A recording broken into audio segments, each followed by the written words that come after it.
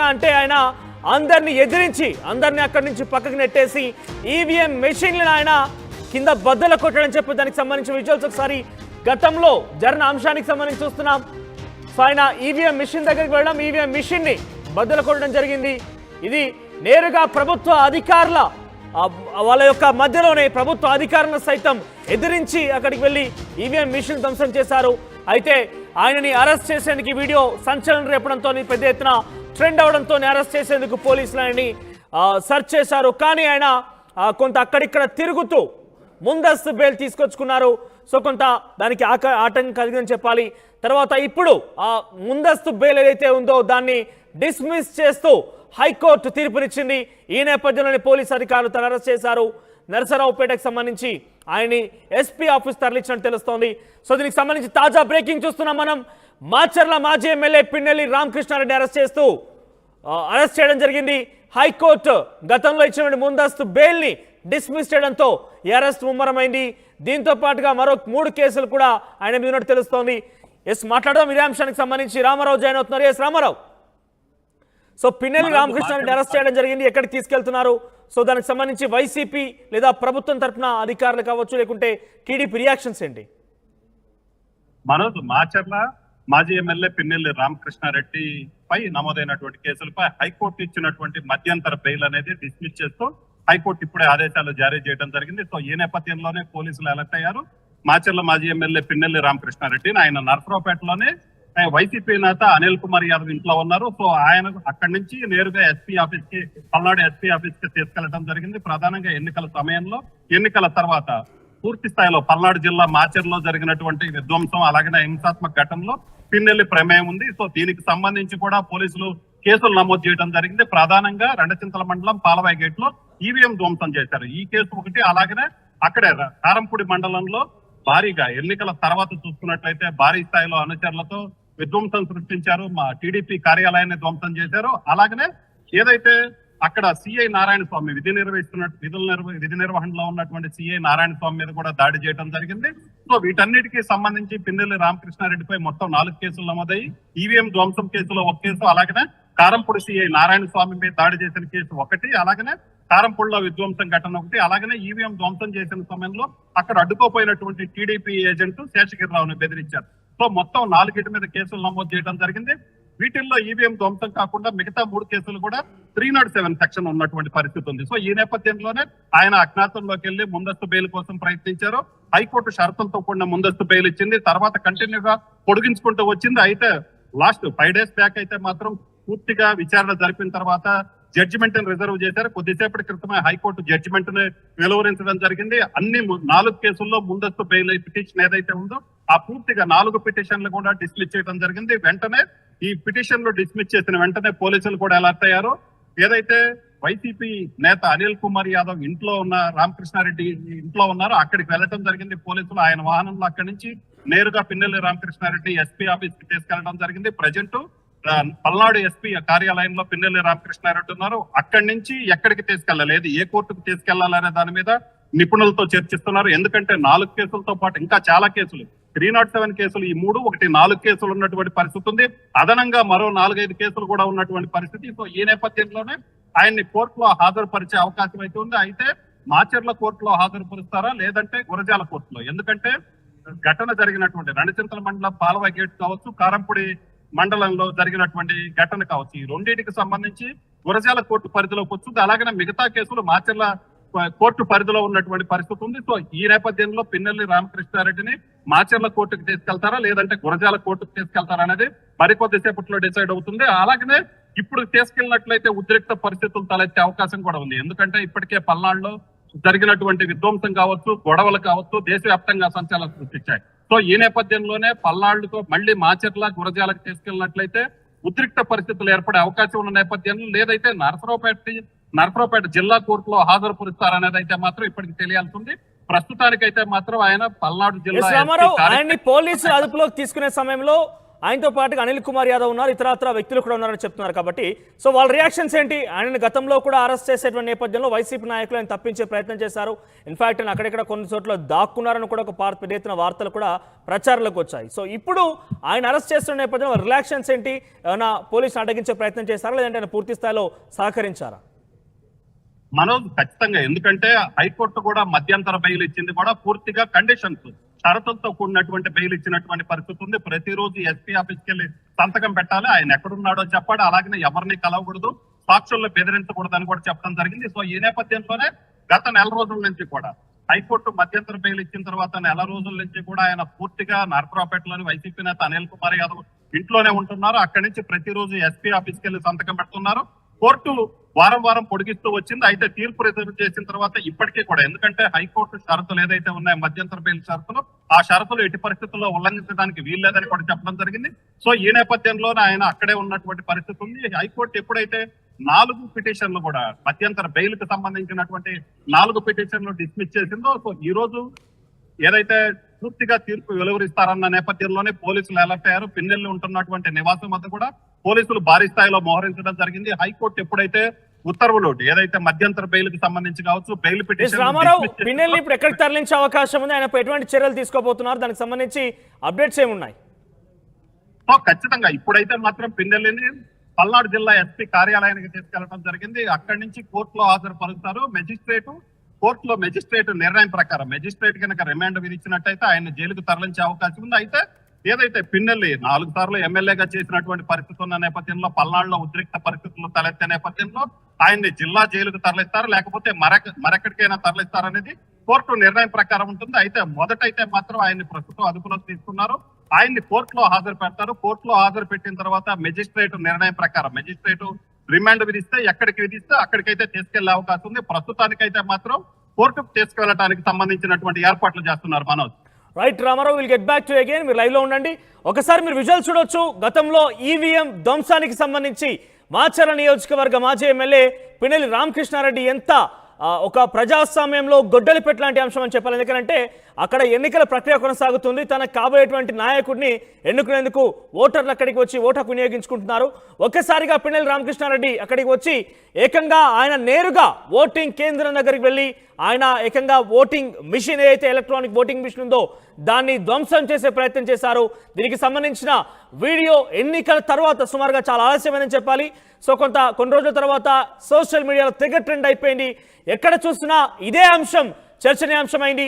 అటు జాతీయంగా కూడా పిన్నెల్లి రామకృష్ణారెడ్డి చేసినటువంటి ఈవీఎం ధ్వంసం విషయం కూడా పెద్ద ఎత్తున చర్చనీయాంశమైంది. సో ఒక్కసారిగా ఈ అంశం చర్చనీయాంశం అవడంతో అందరూ అలర్ట్ అయ్యారు. ఇన్ఫాక్ట్ ఎలక్షన్ కమిషన్ కూడా అలర్ట్ అయింది. దానికి సంబంధించి కొంత క్లారిటీ ఇచ్చే ప్రయత్నం కూడా చేసింది. కానీ ఆయన విధులకు ఆటంకం కలిగించారు. ఎలక్షన్ ప్రక్రియ పూర్తిగా కూడా సంపూర్ణంగా, అంటే అక్కడ ఎటువంటి ఒడిదుడుకులు లేకుండా, ఎటువంటి వివాదాలు లేకుండా జరగాల్సిన చోట ఏకంగా ఒక అభ్యర్థిగా ఉన్న వ్యక్తి వచ్చి అక్కడ ధ్వంసం చేయడం అనేది చర్చనీయాంశమైంది. ఆయన అరెస్ట్ చేయాలంటూ కూడా పోలీసు అధికారులు ప్రయత్నం చేశారు. కానీ ఆయన కొంత దాని నుంచి తప్పించుకునేందుకు ప్రయత్నం చేశారు. దానికి సంబంధించి వైసీపీ కూడా పెద్ద ఎత్తున రియాక్షన్స్ ఇచ్చింది. టీడీపీ కూడా అదే స్థాయిలో రియాక్ట్ అయింది. ఇంకా పూర్తి స్థాయి అప్పటికి ప్రభుత్వం కూడా ఏర్పాటు కాలేదు. రిజల్ట్ కూడా అనౌన్స్ కావాల్సి ఉన్న నేపథ్యంలో పెద్ద ఎత్తున చర్చనీయాంశమైంది. ఇక ఎటకేలకు ఆయన ముందస్తు బెయిల్ తీసుకొచ్చుకున్నారు. దానికి సంబంధించి ఈరోజు హైకోర్టు ఆ ముందస్తు బెయిల్ని రద్దు చేస్తూ, డిస్మిస్ చేస్తూ తీర్పునిచ్చింది. సో మరోసారి అప్పీల్ వెళ్లేందుకు పిన్నెల్లి రామకృష్ణారెడ్డి తరఫున లాయర్లు ప్రయత్నం చేస్తున్నారు. కానీ ఆలోగా పిన్నెల్లి రామకృష్ణారెడ్డి అరెస్ట్ చేశారు పోలీసులు. నర్సీరావుపేటలకు సంబంధించినటువంటి అనిల్ కుమార్ యాదవ్ ఇంట్లో ఉండగానే పోలీసు అక్కడికి వచ్చి ఆయన అరెస్ట్ చేశారు. తదుపరి ఆయన్ని కోర్టులో ప్రవేశపెట్టే అవకాశం ఉంది. కోర్టులో ప్రవేశపెట్టిన తర్వాత ఆయన కస్టడీ తీసుకోబోయే అవకాశం కనబడుతోంది. ఏదేమైనా కూడా పిన్నెల్లి రామకృష్ణారెడ్డి చేసినటువంటి ఆ ఈవీఎం ధ్వంసం అనే అంశం పెద్ద ఎత్తున జాతీయంగా చర్చకు వచ్చిందనంటే అర్థం చేసుకోవాలి. ప్రజాస్వామ్యానికి ఇది ఒక గొడ్డలి పెట్టలాంటి అంశం అంటూ కూడా గతంలో అనేక మంది మాట్లాడిన పరిస్థితి కనబడుతోంది. సో దానికి సంబంధించి ఆయన అరెస్ట్ చేశారు. రైట్ సైడ్ బాక్స్లో మీరు చేస్తున్నారు.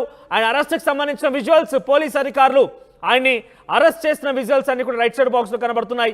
ఇక లెఫ్ట్ సైడ్ బాక్స్లో ఆర్టీవీ స్క్రీన్ పైన మీకు ఆయన గతంలో పిన్నెల్లి రామకృష్ణ నేరుగా ఈవీఎం మిషన్ని బద్దలు కొట్టే విధంగా పైకెత్తి కింద పడేసినటువంటి విజువల్స్ మీరు చూస్తున్నారు. Right side box arrest. So ఎప్పటికైనా కూడా ప్రజాస్వామ్యంలో డెఫినెట్గా ఎప్పుడో ఒకప్పుడు శిక్ష తప్పదు. కానీ కాస్త ఆలస్యం అవ్వచ్చు. ఈరోజు ఆయన పూర్తిగా ప్రజాస్వామ్యాన్ని, అంటే కొంత అవినీతియో అక్రమమో కాకుండా ప్రజాస్వామ్యానికే పూర్తిగా ఆయన గొడ్డలి పెట్టలాగా వివరించారు. ప్రజాస్వామ్యాన్ని కూనీ చేసే ప్రయత్నం చేశారు. కానీ దానికి శిక్ష ఈ రకంగా పడుతుంది. సో దీనికి మనకు అర్థం కావాల్సింది ఏంటంటే, మనకు కాస్త లేట్ అవ్వచ్చేమో కానీ అవడం మాత్రం పక్క, శిక్ష పడడం మాత్రం పక్క అనేది మనం పవన్ కళ్యాణ్ ఒక ఫెమిలియర్ డైలాగ్ కూడా ఉంటుంది. కొన్నిసార్లు రావడం లేట్ అవ్వచ్చేమో కానీ రావడం మాత్రం పక్క అన్నట్టుగా ఆయనకి శిక్ష పడడం లేట్ అయింది, ఆయన అరెస్ట్ చేయడం లేట్ అవ్వచ్చు కానీ ఎట్టకేలకి అరెస్ట్ అయితే అయ్యాడు. ప్రజాస్వామ్యాన్ని ఆయన పూర్తిగా కూని చేసే ప్రయత్నం చేసినందుకు ఇది ఆయనకు రిఫ్లెక్ట్ అయిన అంశం. సో ఒకసారి మాట్లాడదాం. రామారావు ఇంకా లైవ్లో సిద్ధంగా ఉన్నారు. Yes Ramarao, so YCP reactions ఏంటి? ఆయన చాలా వరకు కాపాడే ప్రయత్నం చేశారు, ఆయనకి ఎటువంటి సంబంధం లేదు, అంతకు మునిపే ఇంకేదో జరిగింది, దాని కారణంగా రియాక్షన్స్ ఈ రకంగా పిన్నెలు ఇచ్చారు, రకరకాల వాదనలు వినిపించాయి.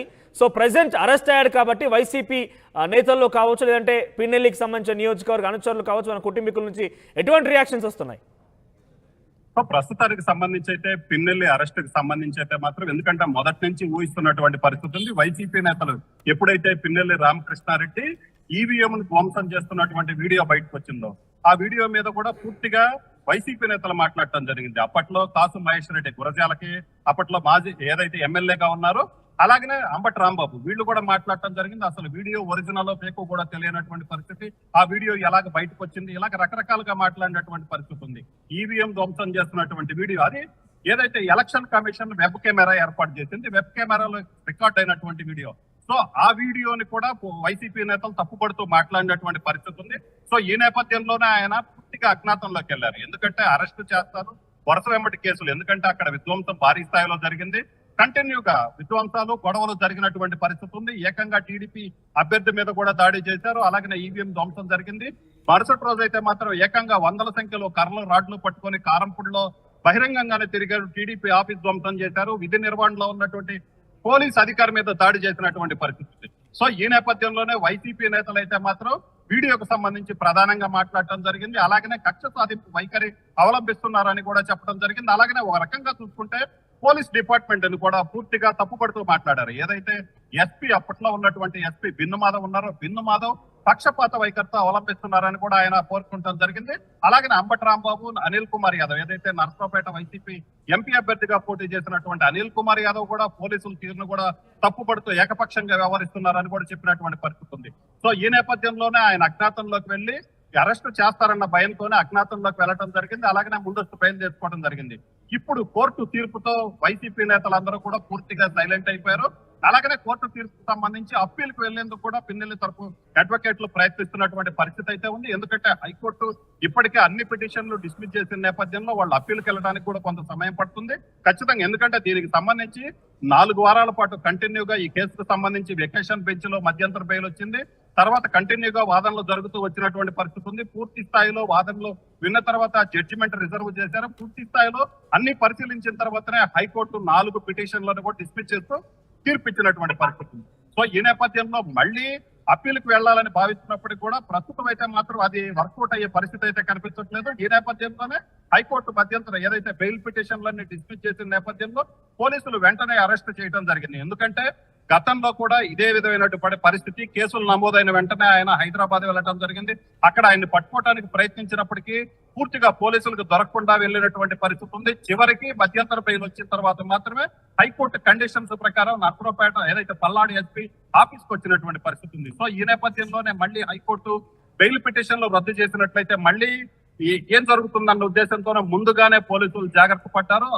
ఏదైతే పిన్నెల్లి రామకృష్ణారెడ్డి ఉన్నారో, రామకృష్ణారెడ్డి ఇంటి దగ్గర ఎప్పుడు కంటిన్యూగా పోలీసు నిఘా పెట్టడం జరిగింది. హైకోర్టు బెయిల్ పిటిషన్లు రద్దు చేసిన వెంటనే పోలీసులు అక్కడికి చేరుకోవడం జరిగింది. రామకృష్ణారెడ్డిని ఎస్పీ ఆఫీస్ కి తీసుకెళ్లడానికి పోలీసులు రాగానే పోలీసులు కూడా ఆయన సహకరించారు. కారులో వెంటనే నర్సరావుపేట ఏదైతే పల్నాడు ఎస్పీ ఆఫీస్ కి వెళ్ళడం జరిగింది. ఇక్కడి నుంచి నేరుగా ఇక ఫర్దర్ గా కోర్టుకు తీసుకెళ్లే ప్రొసీజర్ అయితే కొనసాగుతుంది. మనోజ్, రామారావు, ఆయన ఎటువంటి చర్యలు తీసుకున్న అవకాశం? సుమారుగా 4 కేసులు ఉన్నాయి. ఒకటి సిఐకి సంబంధించి కారంపూడి దగ్గర కేసు కావచ్చు, లేదంటే ఈవీఎం ధ్వంసానికి సంబంధించి కావచ్చు, అక్కడ అధికారి ఇచ్చే కంప్లైంట్ మీద కావచ్చు.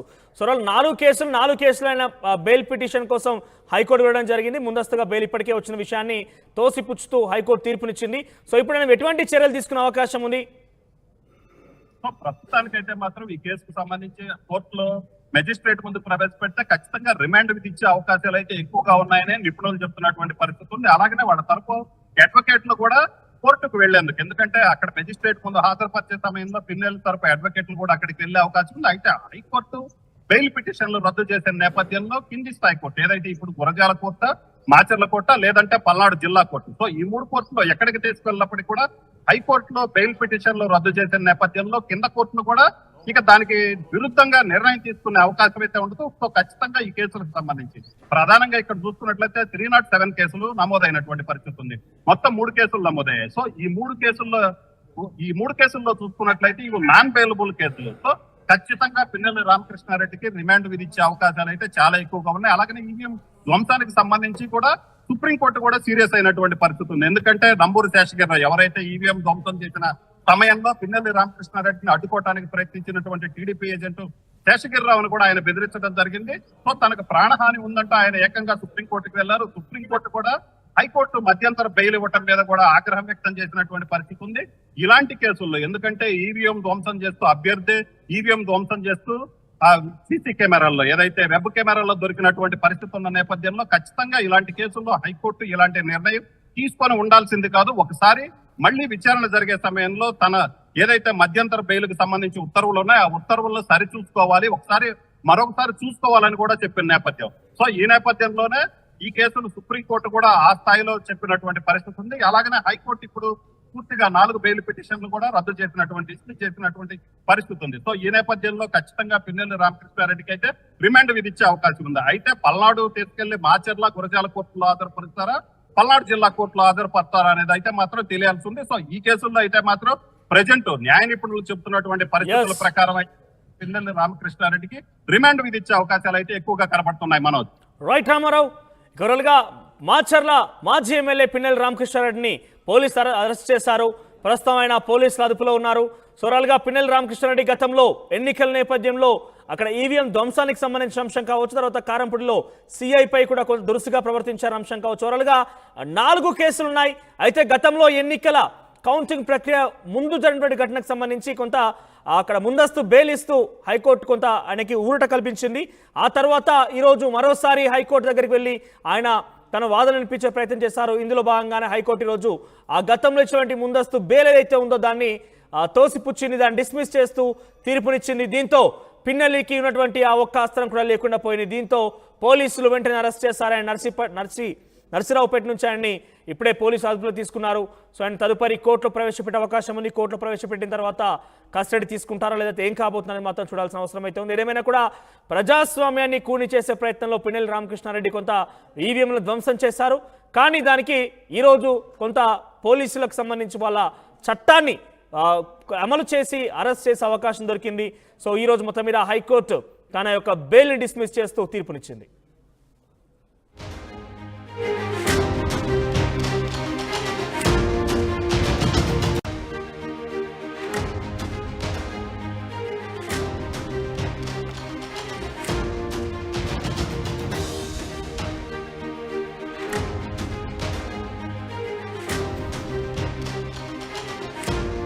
బ్రేకింగ్ న్యూస్ చూస్తున్నారు మీరు. మాజీ ఎమ్మెల్యే పిన్నెల్లి రామకృష్ణారెడ్డి అరెస్ట్ చేశారు పోలీసులు. నర్సరావుపేట ఎస్పీ ఆఫీస్ కు పిన్నెల్లిని తీసుకెళ్తున్నట్టు పోలీసులు తెలిపారు. కాసేపటి క్రితమే పిన్నెల్లి ముందస్తు బెయిల్ పిటిషన్లను కొట్టివేస్తూ హైకోర్టు తీర్పునిచ్చింది. ఇక ప్రభుత్వం తరఫున స్పెషల్ కౌన్సిల్ అశ్విని కుమార్ వాదన వినిపించారు. పిన్నెల్లిపై ఈవీఎం ధ్వంసం సహా మరో 3 కేసులు నమోదయ్యాయి. ఇప్పటి వరకు మధ్యంతర ముందస్తు బెయిల్ పై ఉన్న పిన్నెల్లి గతంలో ఇచ్చిన తీర్పును ఇవాళ డిస్మిస్ చేసింది హైకోర్టు. అప్పీల్కు వెళ్లే అంశాన్ని పరిశీలిస్తున్న పిన్నెల్లి తరపు న్యాయవాది. ఓవరాల్గా పిన్నెల్లి రామకృష్ణారెడ్డి మాచర్ల మాజీ ఎమ్మెల్యే. ఆయన ఎన్నికలు జరుగుతున్న నేపథ్యంలో ఈవీఎంల ధ్వంసానికి సంబంధించి బిగ్గెస్ట్ బ్రేకింగ్ చూస్తాం మనం. పెద్ద ఎత్తున జాతీయం కూడా చర్చకు వచ్చింది. ఎంత బహిరంగంగా అంటే ఆయన అందరిని ఎదిరించి అందరిని అక్కడి నుంచి పక్కకు నెట్టేసి ఈవీఎం మెషిన్లను ఆయన కింద బద్దలు కొట్టడం చెప్పి దానికి సంబంధించిన విజువల్స్ ఒకసారి గతంలో జరిగిన అంశానికి సంబంధించి చూస్తున్నాం. సో ఆయన ఈవీఎం మిషన్ దగ్గరికి వెళ్ళడం, ఈవీఎం మిషన్ ని బద్దలు కొట్టడం జరిగింది.